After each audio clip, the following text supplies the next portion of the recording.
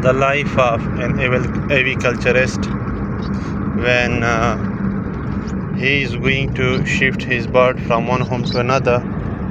You can see this. These are my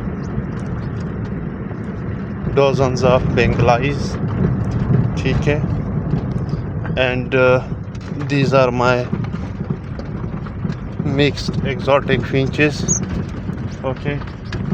You can see it in my car while I'm driving. So it's very difficult. I have lost 3 of my birds while shifting them. So now the shifting is ongoing. You can see it while I'm driving and also taking care of my birds. So it's very difficult. Shifting a whole bird's aviary from one place to another is not an easy task.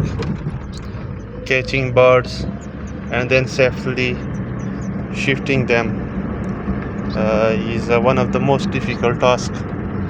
You can see the Bengalis here in separate cotton cages, as well as the exotics behind me in the back seat. So I'm unable to capture the exact scenario in my car.